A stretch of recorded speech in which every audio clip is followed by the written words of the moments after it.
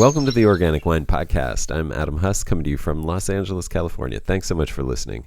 The sponsor for this episode is Centralis Wine. Centralis is an ecological winery that I started to protect or benefit the environment and my community with every business and winemaking decision. I envision a wine world in which humans are the students and servants of the non-human world, regenerating and protecting the vitality of ecosystems and promoting the diversity of life through wines that uniquely and deliciously reflect local abundance. Centralis wines feature foraged prickly pears, urban perennial polyculture wine garden produced grapes and other fruit, gleanings from urban fruit trees, dry farmed century-old vines, and organic and biodynamic viticulture. If this sounds interesting to you, join our email list or wine club at centraliswine.com. That's CENTRALAS wine.com. My guest for this episode is Tom Plocher. Tom has been growing and breeding grapevines and making wine from them since 1980.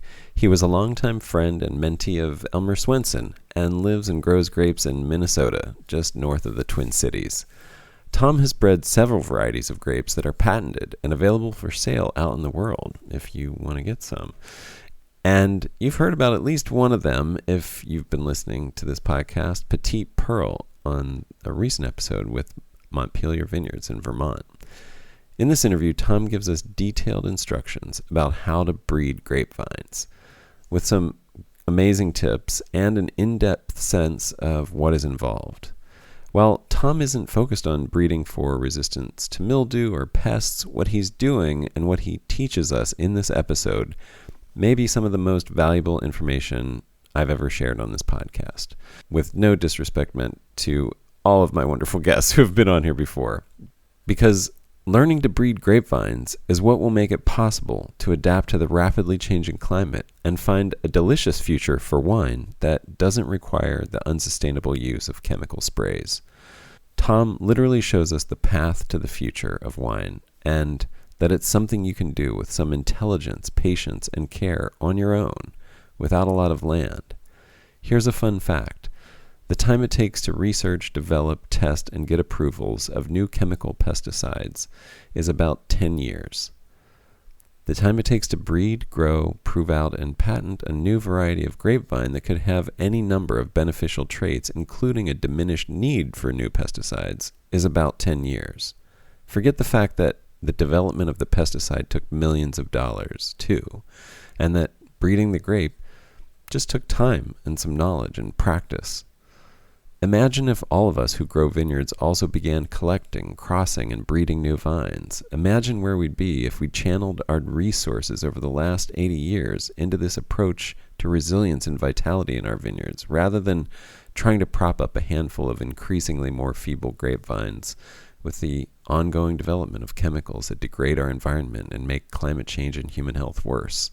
Think of how much further along we'd be to having real solutions to viticultural challenges by looking in the vines themselves. It is both possible and 100% achievable to have delicious wine made from grapes that never need to be sprayed with anything and thrive in the extreme climate that will be our future.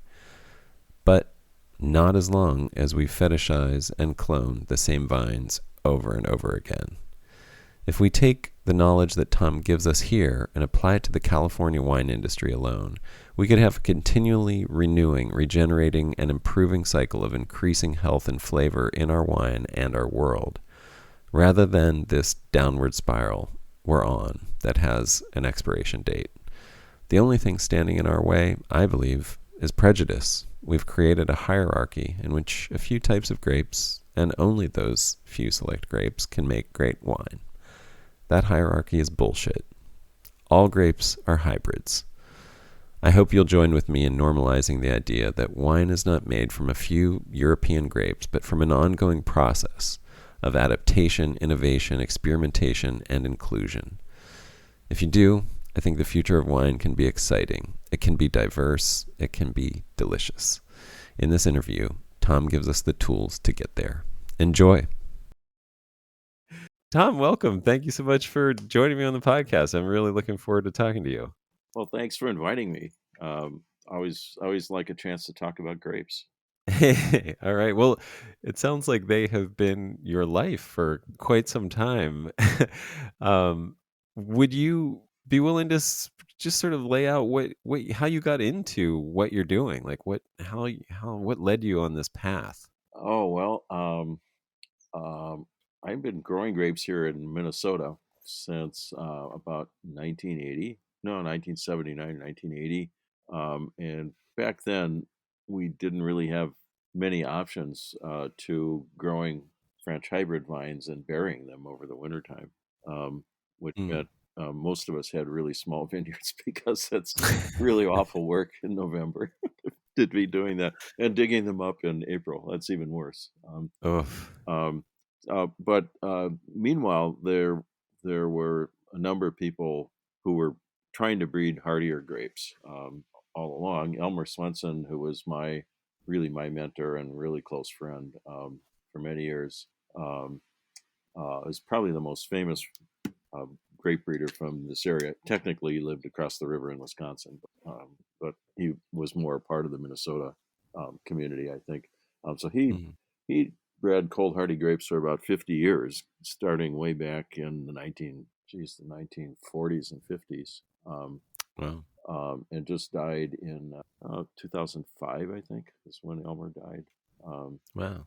um, so he was kind of the first one to really come out with some fairly good quality grapes that were fairly winter hardy here. There were two whites, St. Pepin and Lacrosse, um, and then Mm. and a Lacrosse third is Lacrosse, familiar. yeah, Lacrosse like is in Lacrosse, Wisconsin, and then a red wine grape called St. Croix, named after the Okay. St. Croix River where he lived. Um, uh, and so they Are were these they were oh, uh, go ahead. are these still in use popularly? They Um, sound familiar to me. um, Lacrosse they especially. are in places. They have their kind of their niches. So Okay. there's quite a bit of St. Croix growing in New England. Um, not much here anymore. There's quite a bit of St. Pepin growing in places like Iowa and Wisconsin.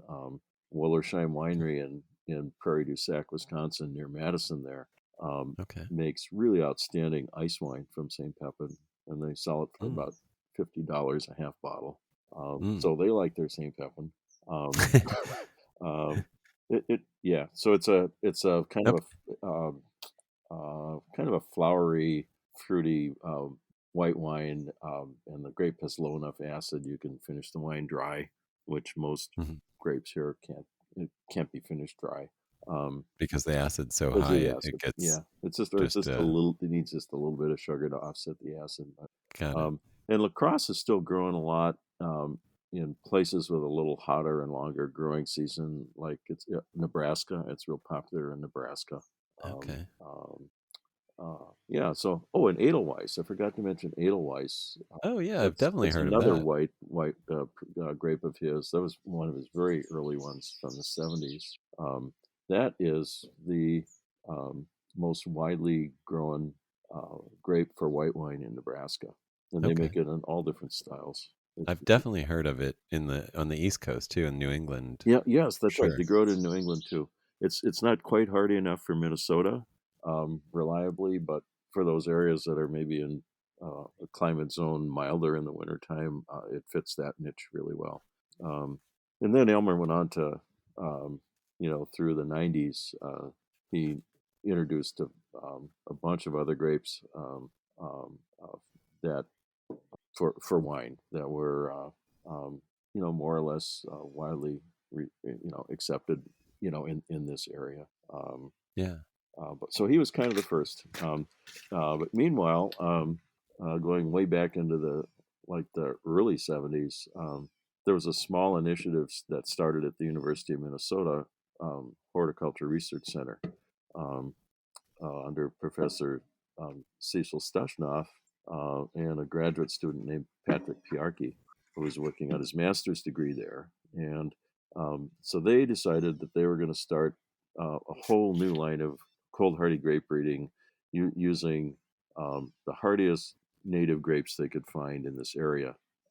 So they they would go canoeing on the Minnesota River and in the fall and look for wild grapes growing on the islands in the river, and they Uh-huh. were looking for ones that had especially big clusters because it's called a Vitis riparia is the wild grape, and it's Yeah. notorious for having teeny tiny berries in clusters. So they were looking for Right. bigger ones. So they got one really good selection called Riparia 89 that they used a lot in starting their line of breeding. And then they also got two from Manitoba, from the very northern range of that native species. They got it is in Riding Mountain Provincial Park, which is about 400 miles northwest of Winnipeg. Um, so those guys, really kind of laid the groundwork for all the work that the University of Minnesota carried on and is still doing, to this day.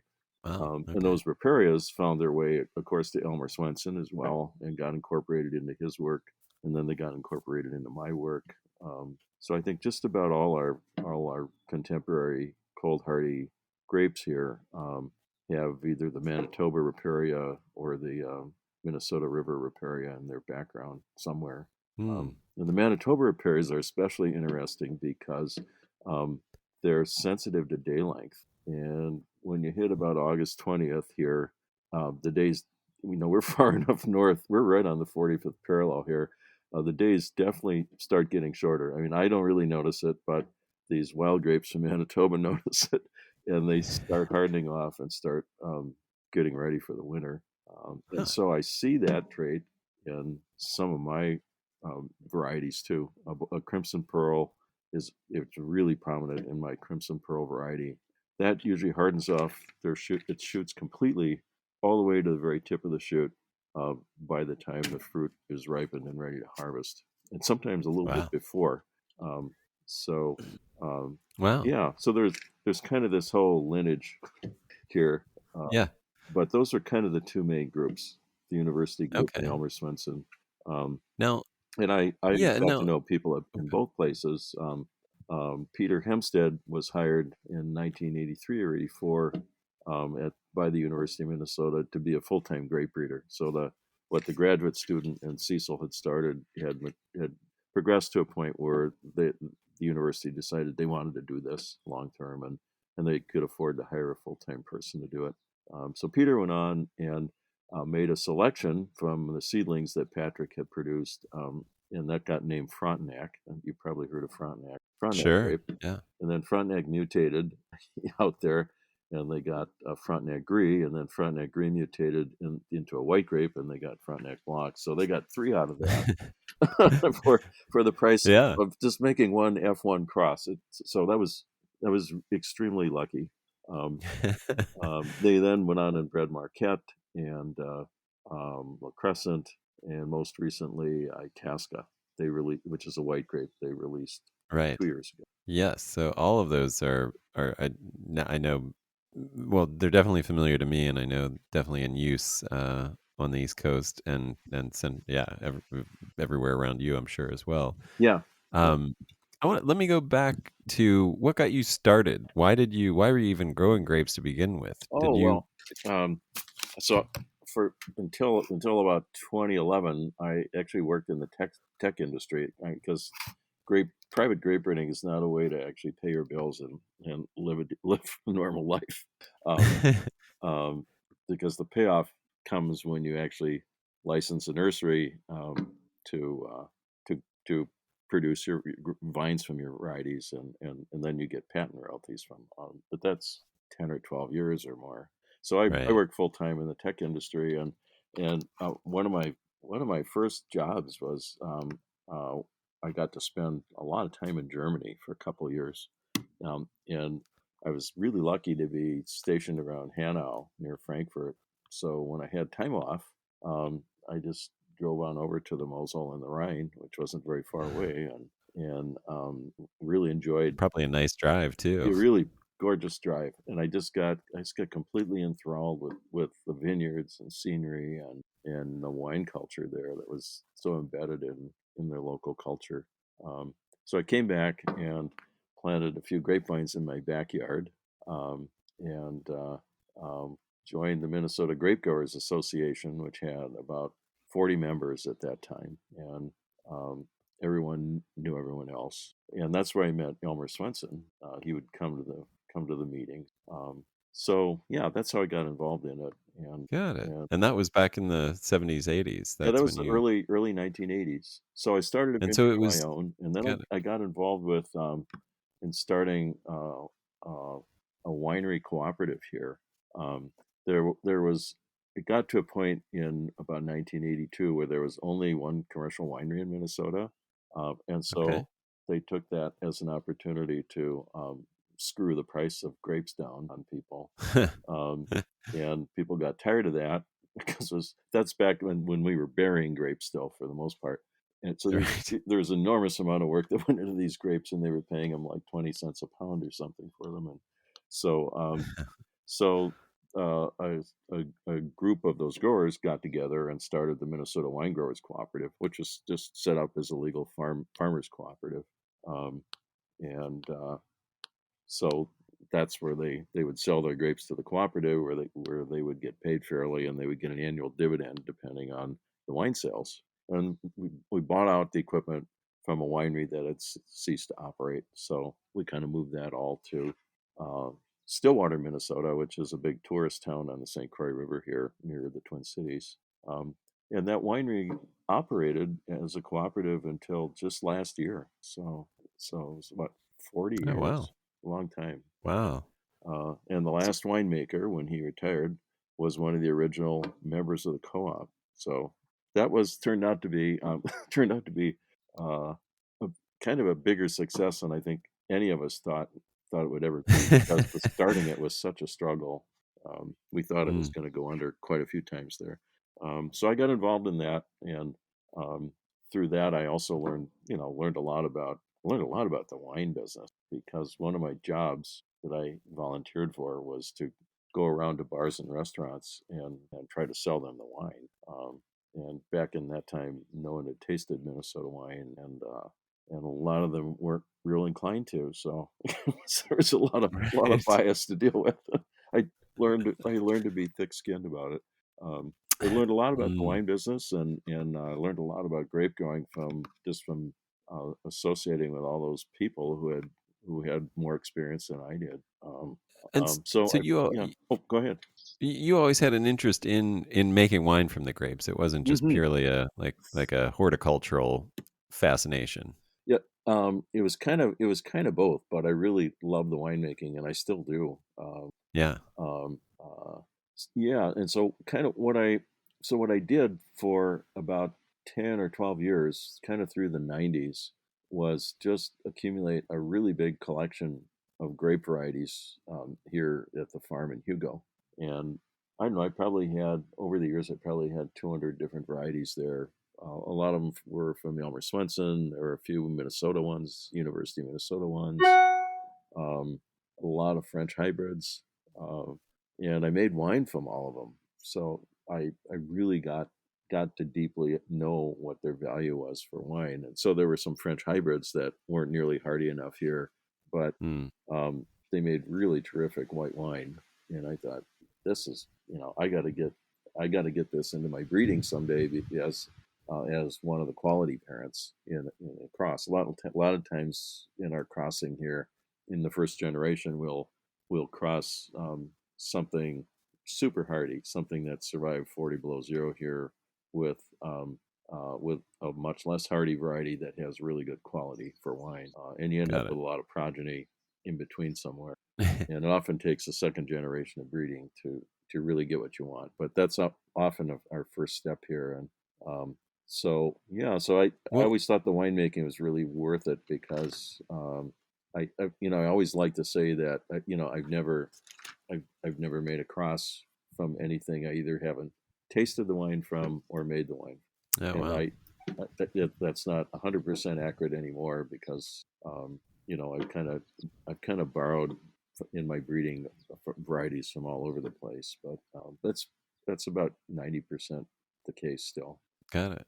And there's some Well, things that I made wine from that I would just think, there is no way I would ever have have these genes in my breeding, because the wine has some big aroma flaw or acidity flaw or something like that, that would just be right. really hard to bury. even in Right. 2 or 3 generations. Right, right. Like you could do it, but you only have so much time on Earth Yeah, to get through this. right, and there must be easier paths here. um, Now, where are you in Minnesota? Are Uh, you? What's the big communities near you? Are there any big communities near uh, you? the only Hugo is the only community near me. Hugo is about 5 miles west of me, and um, Hugo is about 30 minutes from downtown St. Paul and about 35 minutes from downtown Minneapolis because the freeway runs through there. Okay, so you're closer to like the Dakota border. Oh no, I'm really close to Wisconsin. Um, Oh, okay, yeah, I'm gotcha, only about gotcha. 10 miles west of the St. Croix River, and which is the boundary between Minnesota and Wisconsin. Got it. Okay. Yeah. Yeah, so I mean, it's an Um, odd area here, because just because of the local topography. The winters here are really, really cold. And typically, our winter temperatures every day are, anywhere from 6 to 9 or 10 degrees colder than the airport in the Twin Cities, than Twin Cities International Airport. Um, oh, interesting. because we're far enough out that we don't get any of the heat from the city. Um, and as you get north and east of the Twin Cities, you really do enter a different USDA climate zone. So my winter cold is very similar to places like Fargo, um, Gotcha. which is a 4 hour Wow. drive Yeah. from here to the northwest. But I'm kind of up in that zone, which makes it a really good place to develop cold hardy grapes because even Yeah. even in this era of climate change, every 4 or 5 years we just get some zinger of a winter. Like 20 in January 2019, it was minus 38. The air temperature, that was not the wind chill. The air temperature was minus 38 in one part of my vineyard, and I hit minus 40 in another part of my vineyard. Uh, Oh. yeah, it got rid of the Yeah. Japanese beetles. I'll tell you that. They were none. Felt Yeah. like summer. Well, that's funny. I went to University of Iowa, so I spent 4 years getting a little dose of the Midwestern extremes of winter and summer heat, which was lovely, and the big storms, the blizzards, and the tornadoes and everything else. Um, and then yeah, I interviewed a guy who's growing. You might know of him. He's growing an all Riparia vineyard in Fargo, just south of Fargo. Oh my gosh. Yeah, Kesselring, yeah, I know them. Kesselring Vineyards. Yeah, Yeah, yeah, Jason Kettering. yeah, Yeah, Jason Kettering. yeah. Yeah, I see Jason regularly because he has a house in St. Paul, and kind of commutes back and forth to Fargo.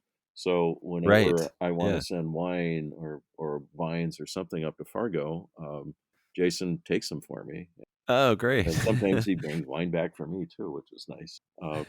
Nice. Yeah, Yeah, I'm I've looking never been forward to to his trying some of place, his but Riparia. I'd like to do that. Yeah, I mean, it's fascinating to me for sure because it seems like, what we would have done in a pre-industrial world, just sort of naturally is just grabbing the vines that we found and trying to Yeah, propagate them. yeah. Um, well, I mean, I'm very fascinated. It sounds like breeding was always part of what you were doing, or at least on your mind when you were growing grapes. Is that sort of like, if you grow up in Minnesota, you better be thinking about that, or is that just particular to you? No, I think um, I think that quite a few growers think about that, um, Hmm. but um, I mean, kind of the reality is that it's um, it's it's really really technical and really time consuming, in terms of when you have to do things, um, and Uh-huh. and it's different. You can't schedule it much ahead of time. It just depends on the temperature, almost entirely on the temperature. Uh, Um, so uh, you really have to be in your vineyard daily and monitoring it. yeah, absolutely. Yeah, um, yeah, because So it's just very easy to miss a vine that starts blooming. They may only be blooming for 4 days, and wow. if Yeah. you go out there a day too late, the berries are set already, and you're out of luck. You wait till next year to use that one. So, well, okay. So, could you explain how you breed a grapevine? Sure. Um, I mean, and I guess, are there two different kinds of breeding, whether you're dealing with a hermaphroditic vine versus a sexed vine? I mean, these are, consider me just a total ignoramus about this. I'm yeah, curious yeah. So from the very get-go. yeah, so grapes. You're right. Grapes are either male or female or hermaphroditic. Um, the, I mean, the easy ones to work with are females because they don't have any pollen anthers to deal with. You can just um, bag them before the flowers open, and then when the caps start coming off, every day you just go put pollen on them, whatever pollen you want to pollinate them with, and bag them up, and you usually get a really big set of seeds from it. The problem is half of the seeds are going to grow more female vines, so and it's kind of hard to market female vines. So we're really looking more for selections that are hermaphrodites because they pollinate themselves. They don't need Right. another variety to pollinate them. So I work mostly with hermaphrodites, and so the process for breeding process starts with waiting until you start seeing some of the caps pop off the flowers, and then you go in with tweezers and pick off the ones that are opened already, and then either with your fingertips or tweezers, you pull the caps off all the rest of the flowers in that inflorescence or flower bunch. Um, and the trick is as you pull the cap off, to also pull the anthers off. So you end up with essentially a female flower if you do that correctly. Okay. And then you go through the whole flower cluster and do that, and then Wow. pollinate it and bag it. I usually go back. I usually try to go back 3 days in a row and pollinate because even though you maybe successfully pulled all the caps off and pulled off the anthers, that doesn't necessarily mean all the flowers are receptive to pollinating at the same time. They tend to um, there are flowers that become receptive over a 3-day period, not all at once. So I usually get better berry set and seed production if I take the time to go back repeatedly. Um, So, in other words, if you're crossing two hermaphroditic vines, you're taking the cap and anthers off one and adding it to the other, where you've also removed the cap and anthers. yeah, or I actually um, just Just bag the the, anther. the whoever the pollen donor is going to be. I bag it and then and usually just go through and collect the pollen anthers after the caps pop off and dry them and then grind them up into a powder and then just use that powder as you know, as as my pollen. Yeah, and that works Oh. pretty good. And then so that's where you're going back to the one where you've created essentially a female out of a hermaphrodite by removing it and then putting that pollen onto those hmm flowers. Yep, and the Okay. process is the same. Yep. Just a plastic bag is what you're bagging with? Uh, Is that what you're talking I about? use I use those those brown paper bags that are kind of lined with a little bit of cellophane that you get coffee beans in, Oh and yeah. they have that metallic strip on top that you fold over and Yeah. then bend around to close it. Those make really good pollination bags because Oh, they can nice. take a lot. They can take a real beating in the wind and the rain, and they get rained on and they dry out right away. And they're really durable. They last the whole summer. So I leave them on the whole summer Okay. until probably until the 1st of October. Um, just because if I took them off, then I'd worry about the birds eating the grapes or eating them. Okay. Um, Gotcha. so I just let them ripen until the normal harvest time, um, and then pick the clusters and extract the seeds from the berries, um, clean the seeds and dry them out. And they usually just sit dry until Thanksgiving time or so. Um, and that's when I will put them through a soaking and cleaning treatment and sterilizing treatment. So sterilizing against mildew and fungus. Got it. Right. Yep. Not And sterilizing the seed yeah. itself. Not And then I pack them in damp peat moss and plastic Ziploc bags, and put them in the back of the refrigerator at about 33 degrees. Let them sit for 90 days. So that's usually early March, and take them out and plant them. I force their growth under uh, LED lights with some nice bottom heat, and Okay. usually get pretty good germination in about 2 weeks, something like that. Okay. So I end up with these seedling trays of little grapevines that when they're about 3 inches tall, they kind of run out of room in that tray, so you have to transplant them into their own liner pots. Okay. Then they go back under the lights in their liner pots, and by the time I move them outdoors, they're usually 10 or 12 inches high, and then they get moved out to the vineyard right away. I don't put them in a nursery. I usually, if they're healthy and vigorous, I put them out in the home. Okay. Kind of avoids that additional step of having to dig them up out of a nursery and disturbing them a second time just to move them to the vineyard. So yeah, I don't do that. So kind of the nursery step is actually done in the vineyard. And how do you protect them then once they're in the vineyard? Because I imagine you have, deer and rabbits and everything else that might munch on them. Oh yeah, they're in grow tubes. I use those pink grow tubes on them. Okay. It just How tall of a grow tube? 30 inches. Just a quick note here to say that Tom checked his facts after the interview and said his grow tubes are 24 inches, not 30. Okay. Yeah. Very So standard. they Great. usually by the middle of August they'll all be out the top of those tubes, and then I have to start spraying them with a deer repellent, because the deer see those little tender little shoots coming out the top of the tube. It's just like seeing candy. They go along and clip them all off. Right. It's their favorite food. Um, Now, this is the first time somebody's brought up a sprayed deer repellent. What do you know what that is? Like, what is it? What are the ingredients in that? oh, it's an Like, ammonia compound. It smells like like a wolf ammonia. urine? Yeah, it's supposed to Got smell it. like well, I think like dog urine or wolf urine or something, coyote urine, something that they're afraid of. Yeah, Oh, yeah, and it works. It's really fascinating. good. It's just if you get a really hard rain, you have to reapply it, but it works really good. Right, It right. kind of you can tell it kind of changes.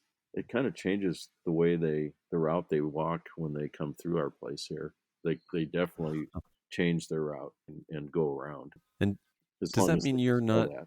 d- Does that mean you don't have to put up a bunch of fencing?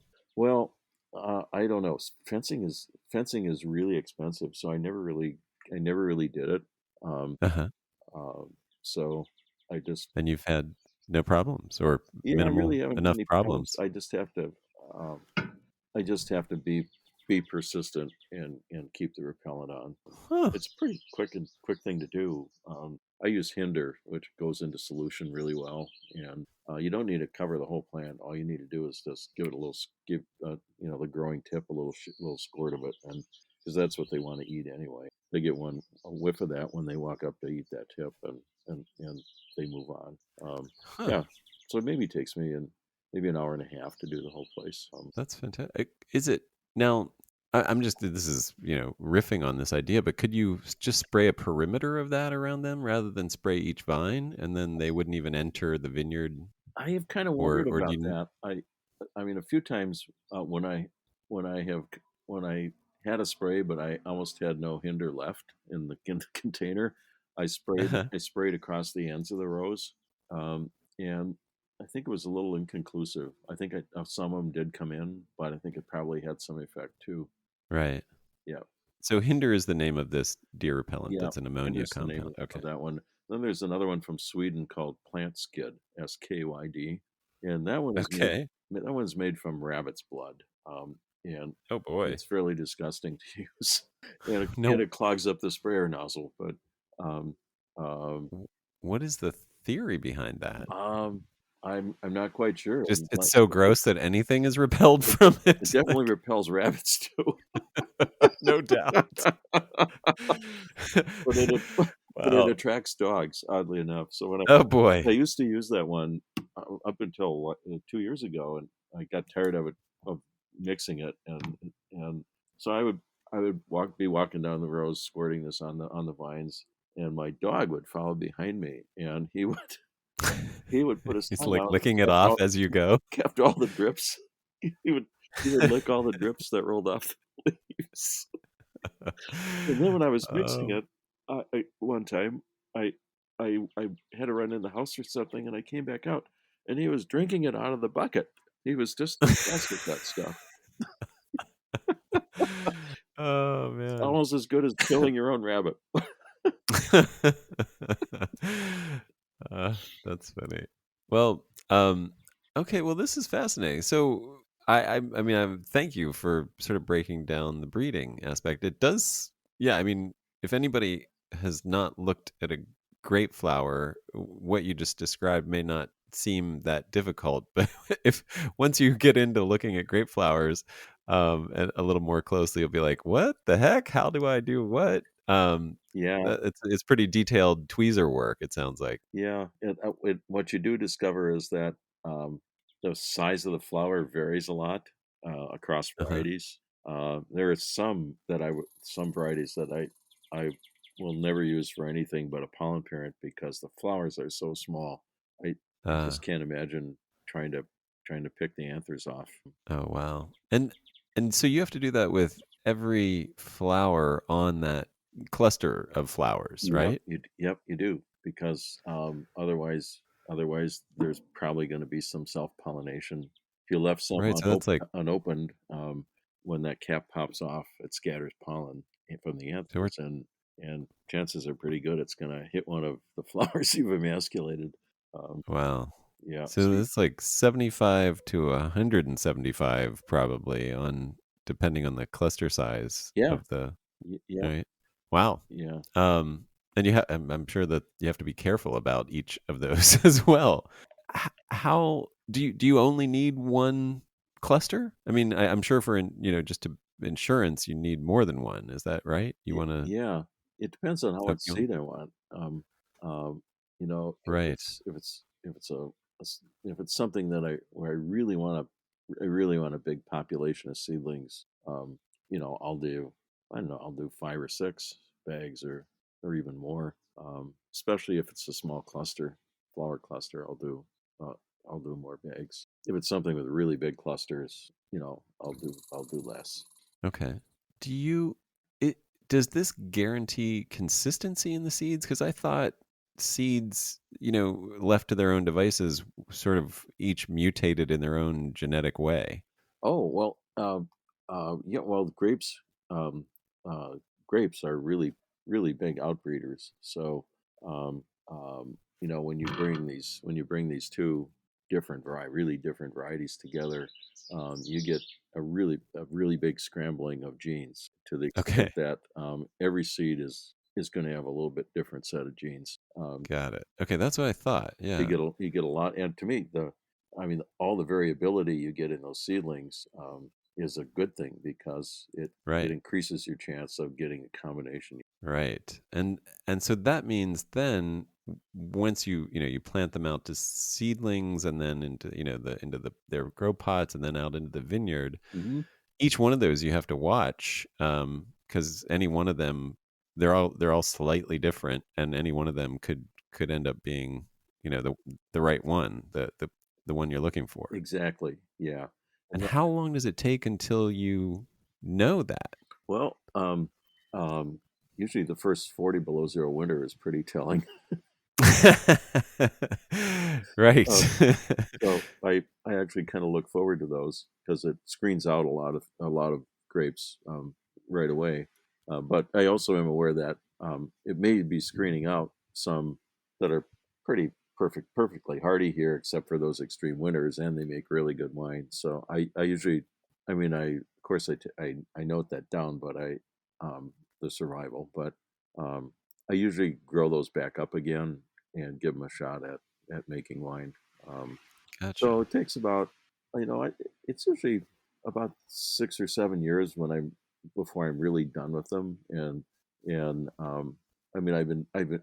during that 6 or 7 years, I rogue some out, and at, by 6 or 7 years, I may have out of 100 seedlings, maybe I have 4 or 5 left that I think are um, worth propagating for a second round of testing.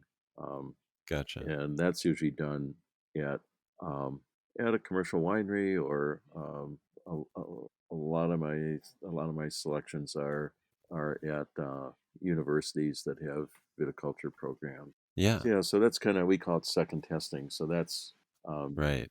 and I set up, when I select something, I do it. I set up for second testing here in Hugo too, because I um, because I want to make bigger batches of wine from them. Right. Yeah. Well, and that's what I was going to say. It sounds like you're starting with parent genetics that have decent quality at least, because and then you can sort of refine that quality into and look for other characteristics besides just the wine quality. You're looking for that cold hardiness or Yeah, yeah. yeah. So it's sort of starting with a baseline. Would you is I'm just going to ask some more, sort of real basic questions that just from somebody who doesn't know anything. But is it possible to breed for, like, if you do have a female vine, so you have sexed vine, is it possible to breed for hermaphroditic growth in the next generation? Oh, yeah. You'll Or is get. that I mean, you'll get half females and half hermaphrodites. If you whatever you pollinate that with. Um, got it? So if you yeah, pollinate with a hermaphroditic vine, you're going to get a 50-50 cross. yep. You're gonna get 50/50. Okay, so you can do that, obviously. Okay. Nice. Now, and that's a way to, like, if there's a species of vine, like a wild vine or something that you just like its hardiness and you want to get it into the mix, that would be one way to start getting it into the mix where it's a little Yeah, easier to breed in the future. Just yeah, will take yeah. a generation or two. Exactly. Yeah, because wild grapes are here, at least are our native species here, comes in males and females, and they're not hermaphrodites. Right. Um, Okay, that's what I had heard, and that's what I kind of assumed. Yeah. yep. Well, okay, this is such a great intro to just how to do this, and hopefully will be helpful to anybody. It does show that there's enormous amount of time that goes into this too, and then I guess proving out the vine is one thing, and then proving out the wine would be a second step in that too, and that's kind of what you're talking about as Yeah, well. yeah. So I usually start making wine the first year a seedling has fruit on it, and it doesn't take a lot. If it has even a pound of fruit, I can make an airplane bottle of wine. Right. And I do that.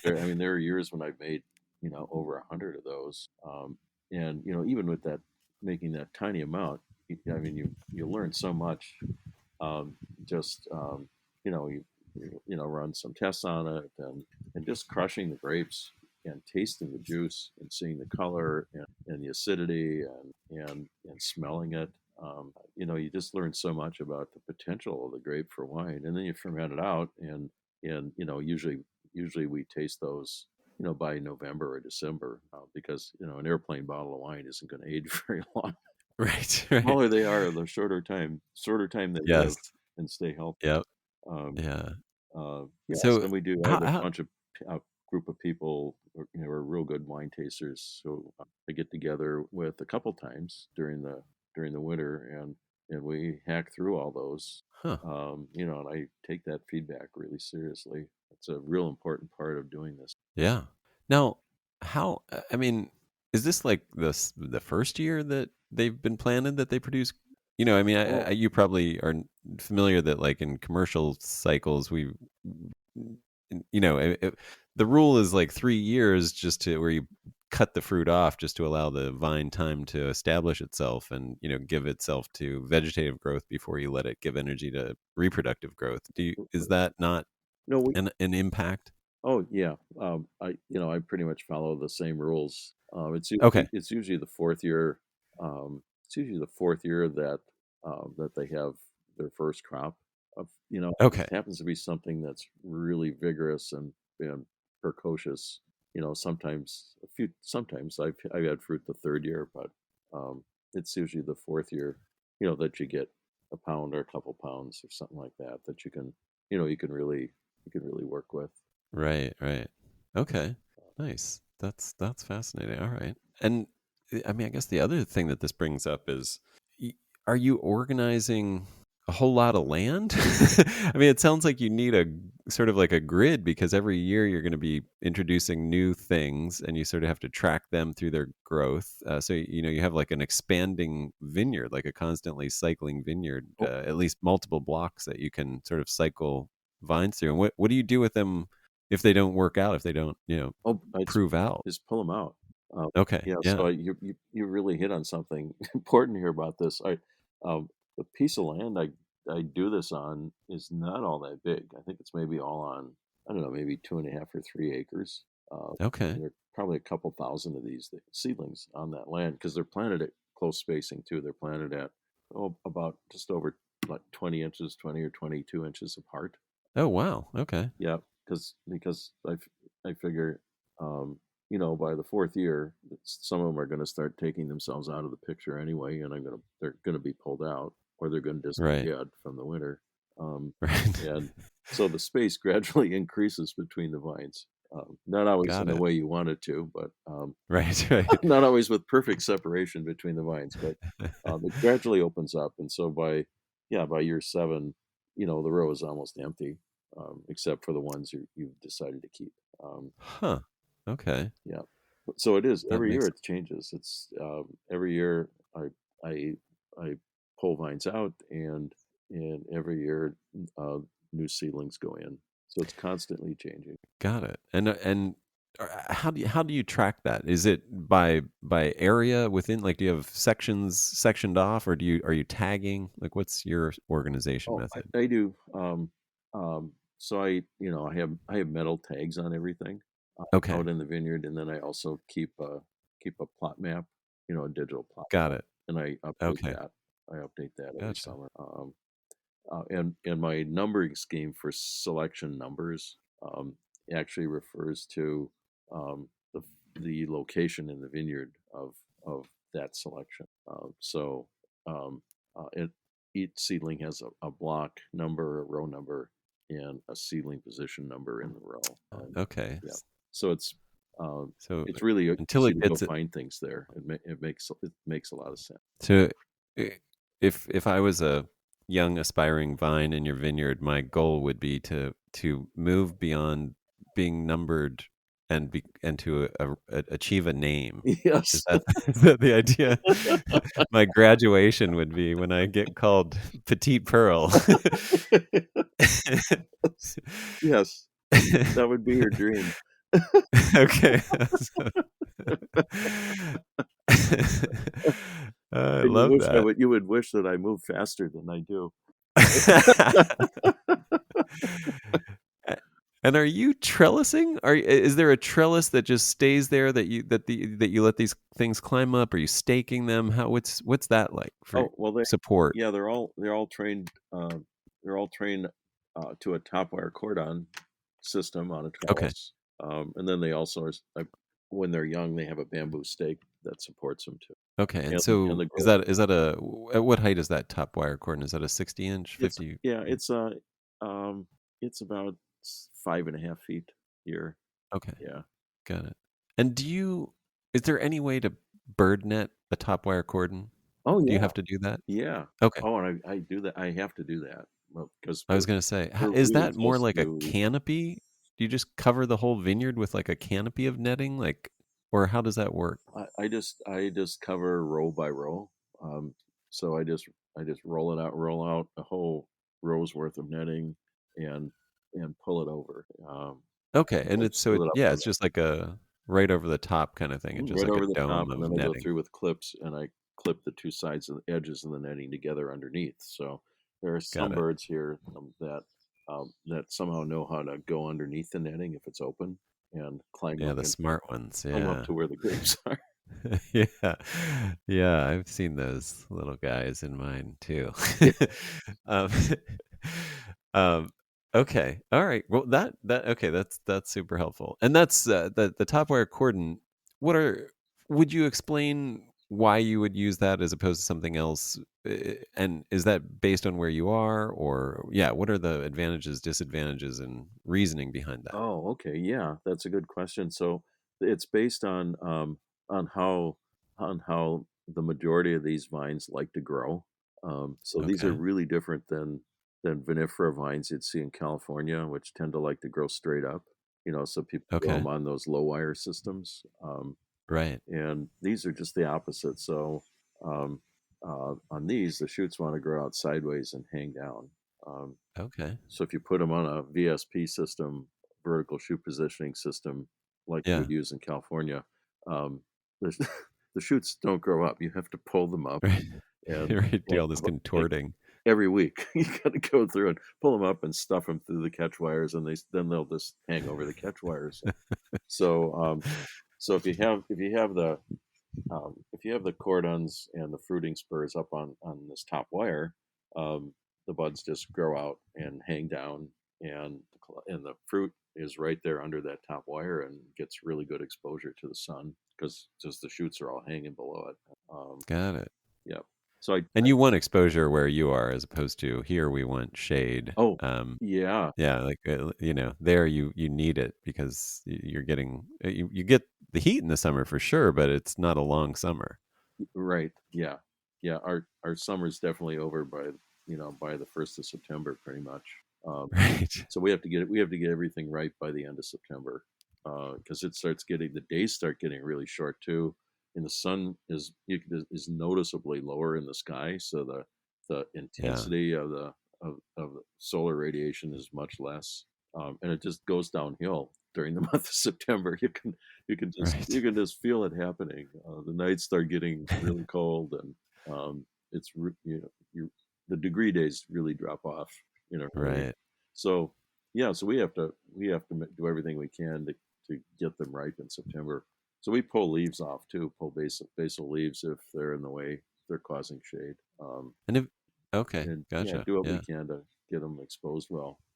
Um, Have you noticed any extremities or changes to those patterns in recent years in the weather because of climate change Oh or my gosh, here in the Midwest, and I mean, I think all the way out to through Indiana, Ohio, and Pennsylvania. Um, I mean, one of the big trends is that we're getting wetter in the summertime, mm, which is right, odd because we happen to have a drought going right now. But right. so um, we have more what they call heavy rain, heavy rainfalls, Mm, which are defined as 2 inches or more in a 24-hour period. Um, uh-huh. we have 30 or 40% more of those than we did, 30 years ago. Um, Wow. and Yeah. we're tending to get rain in September, which is a really awful thing to deal with, when Mm, you're trying to finish off these grapes and get them ripe, and you get 2 inches of rain, and mm, 2 inches of rain 3 days from then, and the grapes just blow up with all that water, and right. and the pH goes up and the sugar drops down, and you kind of have to wait until they can dry out, until you're hoping you get maybe a good dry sunny week, and the chemistry will go back to normal again. Right. And we also have a problem with splitting due to that. Most of our Oh, wow. grapes, including mine, have rather thin skins, and when you go from being, you know, from really dry conditions to suddenly, 2 or 3 inches of rain, those berries kind of blow up, and if they're thin-skinned, they tend to split right up by this berry stem. Um, Huh. and once that happens, all there are all kinds of problems that follow. Yeah. Yeah. Uh, Fruit flies, Vinegar. and then and wild yeast gets into those wounds and starts sour rot going. Uh-huh. I mean, and now we kind of know how to treat that once that happens, but it it still creates some quality problems for the grapes. Sure. Yeah, so So, well, that's that one brings of the up a good thing you say. yeah is just is the rainfall here. Yeah. Okay. Well, and that I guess leads into my next question, which is, you, obviously you're going for hardiness. Cold hardiness has been such an important part of the need where you live. How how do you take care of the vines otherwise? Are you looking for vines that don't need to be sprayed, for example? Are you, or minimally sprayed? Like what's that look like in your vineyard or in your test vineyard, or what are you looking for? Yeah. Um, I don't. I mean, that's not a characteristic that I specifically breed for, but I do pay attention to it. The disease resistance is always a little bit of a trade-off, because if something makes really good wine, but you have to spray it a couple extra times during the summer, that's a good trade-off. Considering considering the importance of wine quality here. Um, if it's this kind of average wine and it's kind of disease prone, then it's not worth keeping. So Right. you have to balance all those things. So the winter hardiness, the extreme winter hardiness, is important to me, because even though statistically our winters are getting warmer, um, it is a statistical thing, and we seem to be almost more prone to getting these really radical temperature excursions in the wintertime, like the one in January 2019 where we got 40 below out here. Hmm. And um, just last February, we had 32 below zero here on the 15th of February, which is really late to be getting that kind of cold. Um, and and Wow. then spring came, so our weather is getting really, really erratic, and we're getting these big swings in weather conditions, Right. even though most of the winter is perceptibly milder. So Right. that winter hardiness is important. Late bud break is really important too, because kind of one of the bad traits that wild Victoria grape brings to genetically is they like to start growing really early in the spring, Hmm. and they tend to be frost prone. Ah. And some of the hybrids that have been developed that maybe have more of an influence of that riparia have the same problem. Like Marquette is prone to that. Right. Um, so the late bud break is really important, and I have put some effort specifically on that problem. I think I think what I have in the name varieties is pretty sufficient, to be pretty free of frost injury here. Um, and so those two things: winter hardiness, late bud break, uh, and then the wine quality, which is what I kind of started out. Originally, I started out trying to breed for cold hardiness and for lower acidity in the berries and in the wine. And now that I've used Petite Pearl and Crimson Pearl a lot in my crosses, and they bring that. And so now I have this all these seedlings out here, and I hardly ever come across a seedling that has acidity problems. So it so my challenge now is I think I've kind of got the quality I want, and my my challenge is to keep that quality um, over the generations I breed now, um, but start layering on some of these other desirable characteristics. Right. Well, I'm all right. Well, now I how many varieties have you developed that are currently, out there in the world? Three: Petite Pearl, Okay. Crimson Pearl, and Verona. Okay. And you have a couple trial varieties, it looks like, on your website. Yep, yep. Uh, TP1-1-12 has been patented and certified virus free at UC Davis, and it's really ready to go. We just had some logistics problems getting it into production, or it would Okay. be out there. It is sold commercially in Canada, oddly enough, because they imported it from the Foundation Plant Service before we started having some of the logistics problems. So they've actually had it longer than the nurseries here. That's great. I know that you have an agreement with a Washington nursery for to get through our sort of West Coast quarantining. Yeah, Is that right? yeah, Inland Okay. Desert Nursery. They have all four. Inland Desert Nursery, Yeah, right? they have all That's right. four of those, and have them in production, and you can actually buy small quantities of those right now. But yeah, they're gonna be my certified nursery for so if people from California want to buy vines. Those vines will be certified to ship into California. Right. Yeah, I looked into that. I think I'm on their mailing list Oh, because that's the kind of guy I am. Um, you are the uh, new. It's impressive what you know about that. Yeah. It reveals a little bit about me. But I mean, I'm looking at, yeah, I just want to state your website, Plocher Vines, right? Plochervines.com. Hmm. Tom Plocher. Not Plocher. It's It looks like that. it looks Yeah. like that, but Plocher vines.com.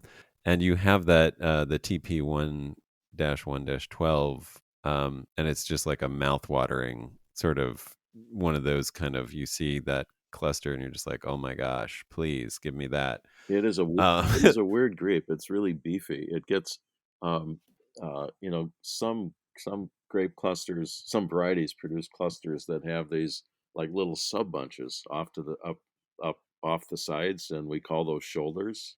yeah. And usually, the most common thing is for a variety to produce a cluster with maybe one shoulder, and this one will actually have up to four shoulders on it sometimes, which is Yeah. it's just This one ridiculous. looks like it's all shoulder. It's And just it like, is. It is. There are more berries in the shoulders than in the main part of the cluster. right. That's it's amazing. I mean, it just looks like a giant, yeah, just an explosion, like four clusters stuck together in one. Really, Yeah. which Well, is amazing. And I actually have a bottle of Petite Pearl here in my cellar from Vermont, oh, from Montpellier Vineyards oh in my Vermont, gosh. who have, I think, are winning awards with their, yeah, the certified organic. They have an organic winery, organic vineyards, and are making some really fun stuff with your Petite Pearl. And they sent me a bottle, which I'm going to taste very soon. So I wish I if I'd thought of it, I would have tasted it by now. Um, but I have a busy drinking schedule, as it turns out. I have to schedule my drinking. That's hard work, It what is. you It do. is. Um, yeah. So, could you give a little description of these varieties? What people could expect? I mean, I'm just thinking, it hasn't caught on the West Coast to grow hybrids like these because, obviously you're growing them with this idea of cold hardiness, which we really have no need for out here. However, if we planted one of these in California, this would basically be a no spray grape for us. Oh, I mean, yeah. we would just like plant it, and if you plant it in the right spot, you just have to train it, and that's about it. I mean, Yeah. this would, and talk about some of like the wine that you're getting out of these varieties. Um, well, um, I mean, hybrids, I hate even using that term because people think that all hybrids are going to taste like Concord grapes, but Mogan Right, David right, or something. But these don't have any of that because they're the I mean they do have some percent of Labrusca genes, but it's probably back 4 or 5 generations ago. So there's like very right, very little of that. I mean, none of that comes through in the wine right, anymore. Um, and they've all been bred to have rather low acidity. The crimson and petite especially, um, if they're really ripened well, they'll have an acidity and pH really similar to vinifera grapes. Um, right. and Yeah, it's but it does, well, at least on the East Coast, it seems to retain, relative to like what we would expect out here in hot climate. It seems to retain pretty decent acidity. Now, do you think if it was grown in a hotter place, it would lose even more, like you'd get an even higher pH, or is that genetically it's always going to have a slightly, what? I say this just to like, can you calibrate what you mean by lower acidity? oh yeah. Just like, what does that mean pH or TA wise? Well, so we had a we had a really hot summer last year. So Okay. we ended up with 3,000 degree days or something, and we usually get 2,500 or something. Wow. So we actually saw what really ripe grapes were, Okay. maybe for the first time. And so up in Fargo, my friend up in Fargo makes both Petite Pearl and Crimson Pearl, and his Crimson was the total acidity at harvest was 0.7, uh, Okay. and at bottling it was after mallow it was 0.65 or something. which is Right. really down there. The pH was Yeah. at harvest was like 3.5. Oh, wow. Yeah. And if That's the pH rose, um, through during the mellow. Yeah. fermentation and during malolactic to a point where it ended up at maybe 3.55 or 3.58, and he was thinking, oh, I wonder how stable this is going to be. Maybe I need to add some acid to it. Just so Uh-huh. ironic to think for a Right. winemaker here to contemplate adding acid to a wine to stabilize it because the pH was too high. Yeah. Um, so Crimson will do that. I'm pretty sure if you grew it in California, you would get at least those numbers, and maybe they'd even be better. And Petite had a little more acid. I think that was maybe 0.72 or 0.74 at harvest, and pH was 3.45. Yeah. Um, uh, And that's on a very ripe year for you yeah, guys. yeah, that's a very ripe year. Yeah. Yeah, I mean, I bring this up because there is this trend now for sort of fresher, more acid driven wines out here in California rather than the Really? big. Yeah, absolutely. Well, at least in the urban centers. I mean, for sure, a lot of the stuff we export to the rest of the world is that a higher pH, lower acid, large red stuff. But Hmm. definitely in LA and San Francisco with the natural wine, the rise of natural wine.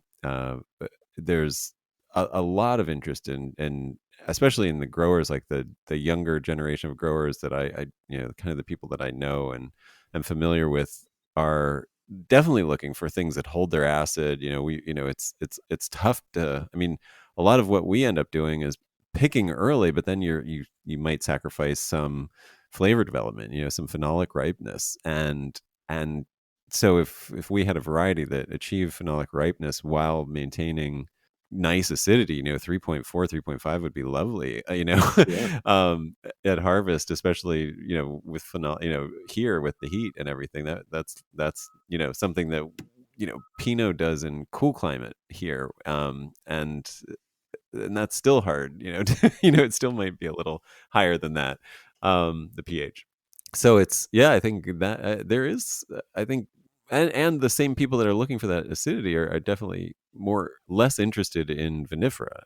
So I just, at least that's what I'm seeing in the niche, that I am aware of, more and more of that. And just because the market is looking at that and winemakers want to make that more acid driven style. Yeah. Sure. So, so I know New York City likes that a lot too. So, and these urban centers where natural wine is a bigger deal. I yeah, think some of your type of grapes could very well catch on, um, especially in these warmer climates if they hold that acid. that's Yeah, that's oh, that's really interesting. I yeah. So, 'Cause I've always thought it was going to be more of a well, this is different than a Cabernet or a Merlot. It doesn't smell like a Cabernet or Merlot, or it doesn't have as much tannin as a Cabernet. Um, uh, but it's interesting that a little bit more acidity may actually be a good thing. yeah, yeah, absolutely. I I do mean, have a. I know. Oh, go ahead.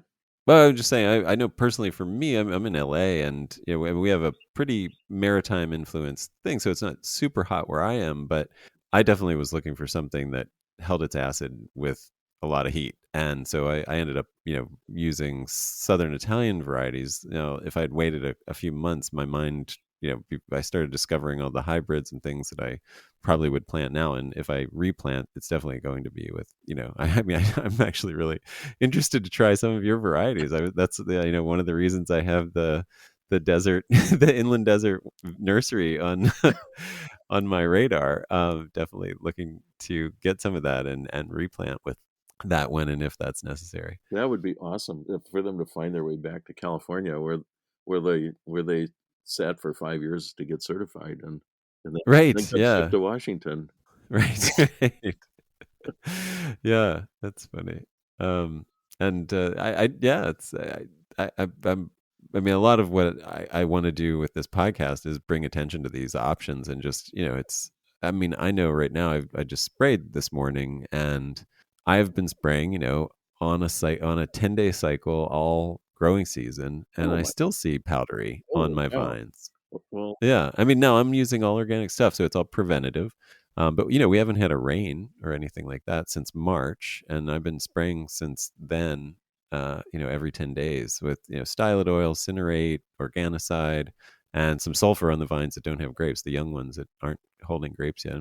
Just some sulfur, and still find in the shadier, like, there's like one shadier part, and actually even not in the shadier part, I'm finding powdery on my canes, oh my my new canes, and I'm like, man, and I'm like, if only for the fact that I wouldn't need to spray, like it's such a chore, and I can't even imagine if I had a big vineyard. This is just my little backyard, front yard vineyard, but if I had a big thing, I would seriously, absolutely be hardcore doing the calculations of what that would mean to plant hybrid and uh, bring that out here where it's just it hasn't been seen. But yeah. man, it would save so much time and resources to not have to spray like that. I just hate spraying too.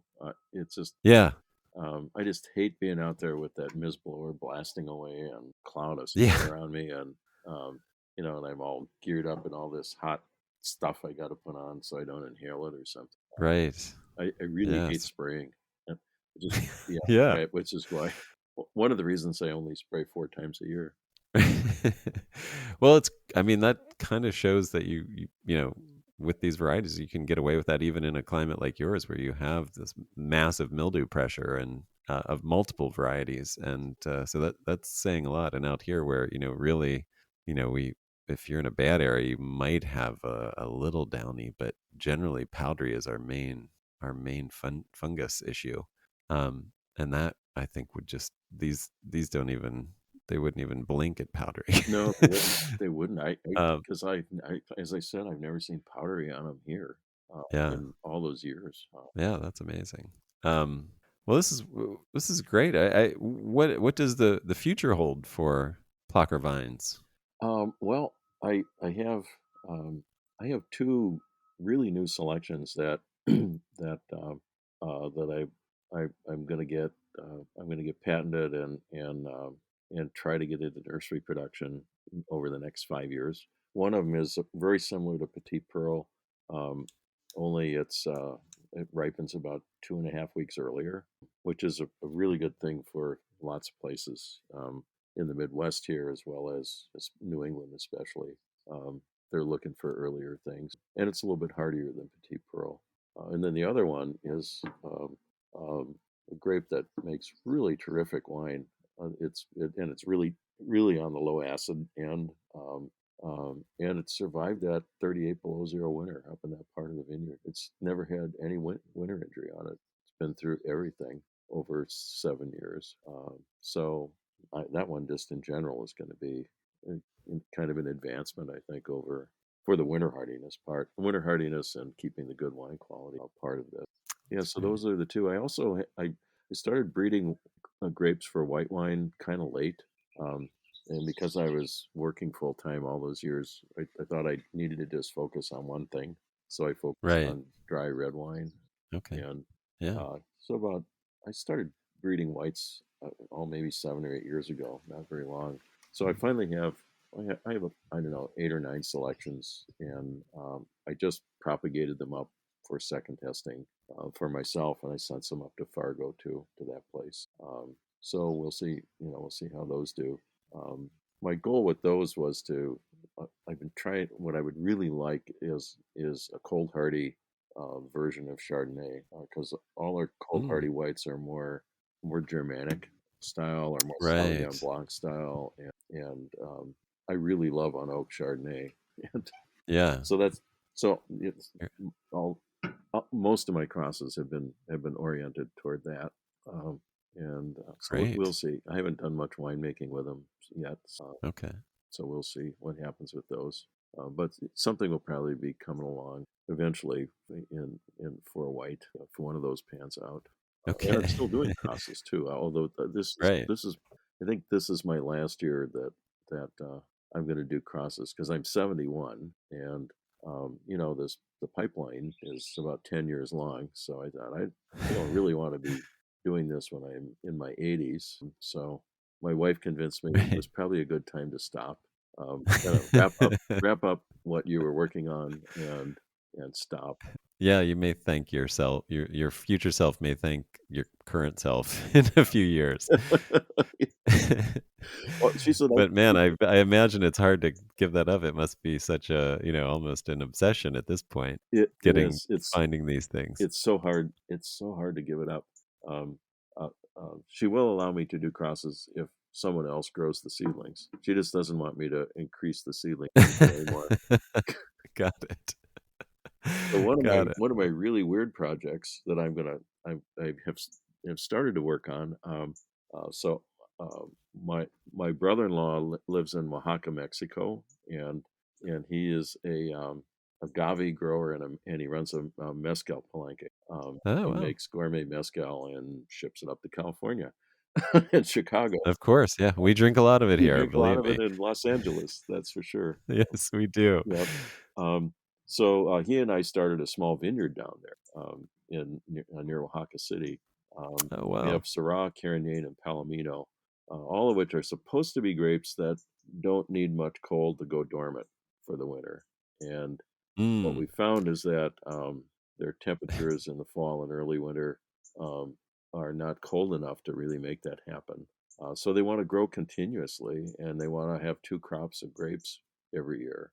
Um, Mhm. and grapes will do that for a couple years, and then they just kind of run themselves into the ground. So we figured out a Yeah. way to prune them so they only have one crop and to make them go dormant, but it's not it's not ideal.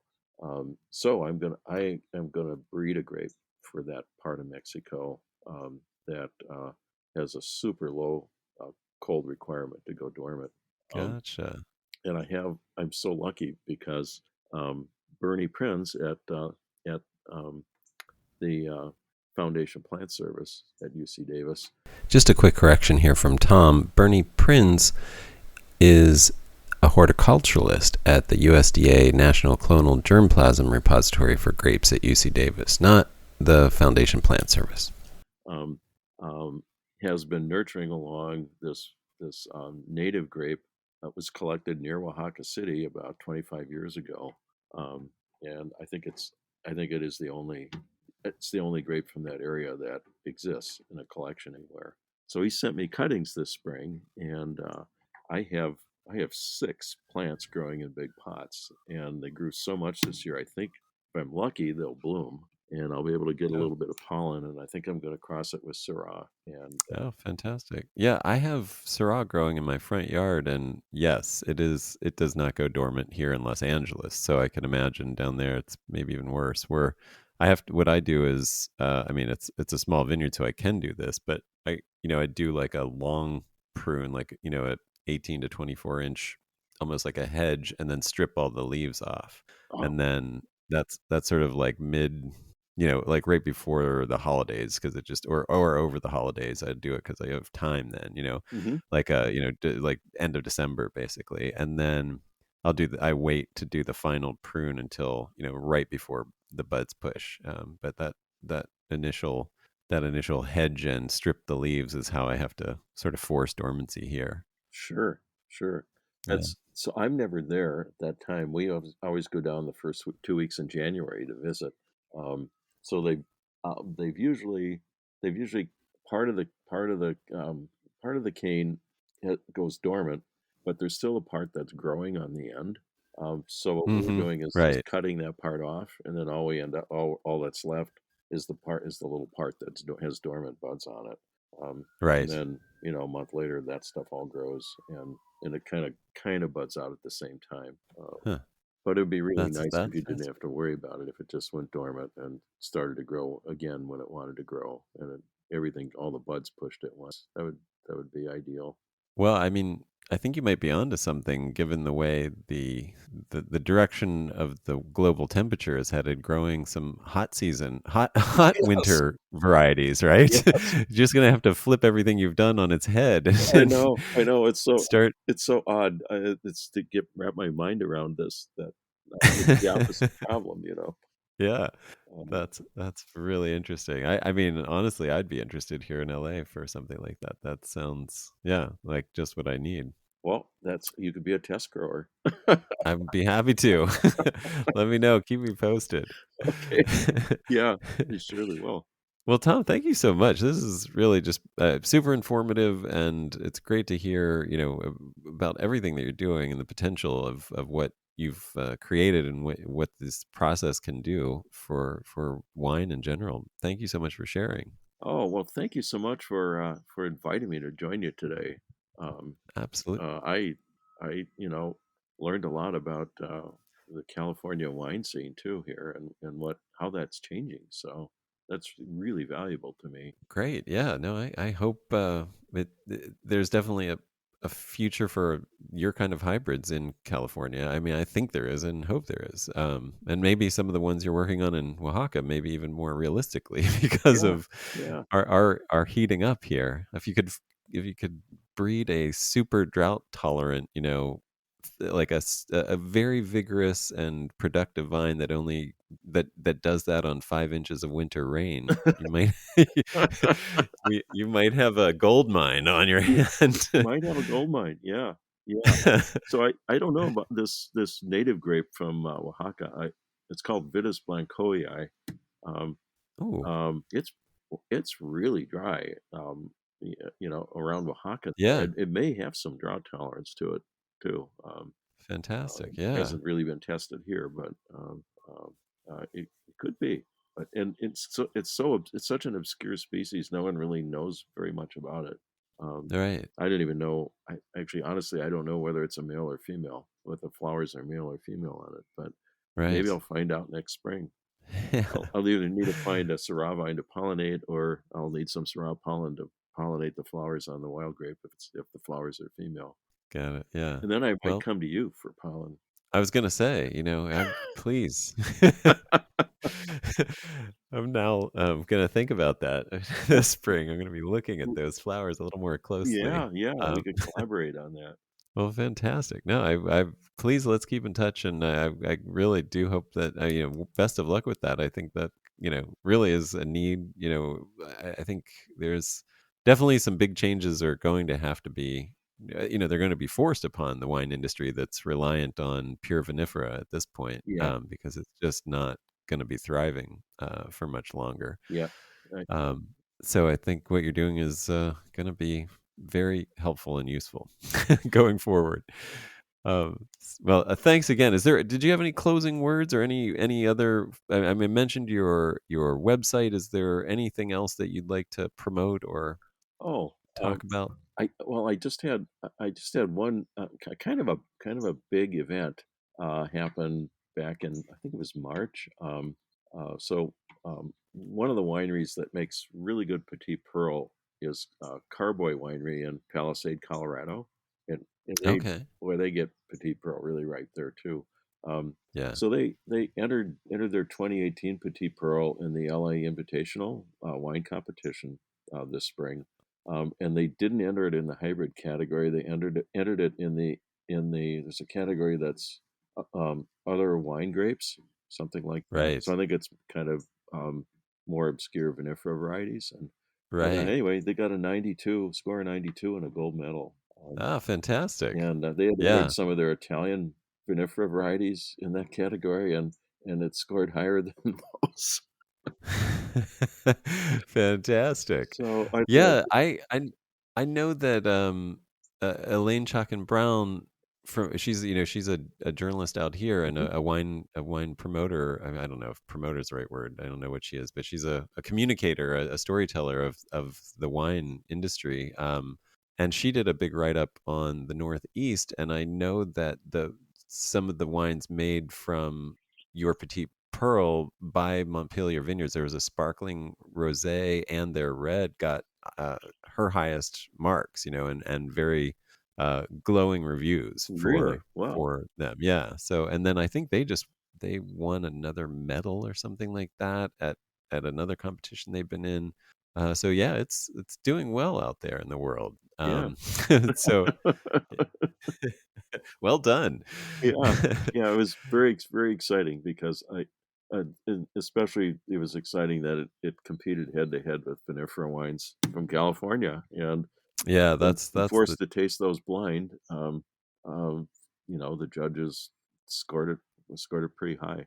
That's awesome. Yeah. Yeah. I always thought that that's really what hybrids need, is our own sort of judgment of Paris, where we sneak in, some comparative like the Grand Cabernets of Napa against some of, something that's posing as a Cabernet and Yes. see who wins, you know what I mean?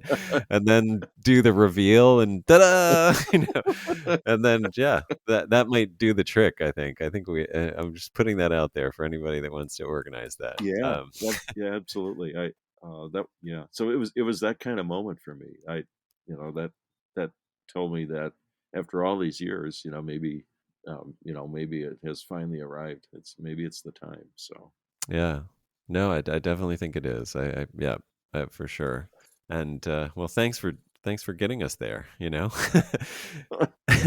um, and thanks for this conversation. It's really been great talking to you. yeah. I appreciate your time and all this knowledge that you shared. It's been, I mean, just brand new stuff for me as well that I can't wait to actually implement. And yeah, thank you. Oh, well, thank you, Adam. It's been fun. Awesome. Thanks so much for listening. I really hope you enjoyed this as much as I did. And if you did, please do leave a review for the Organic Wine Podcast. It helps a lot, and we want to get the word out to as many people as we can, which your review will help do. Thanks so much.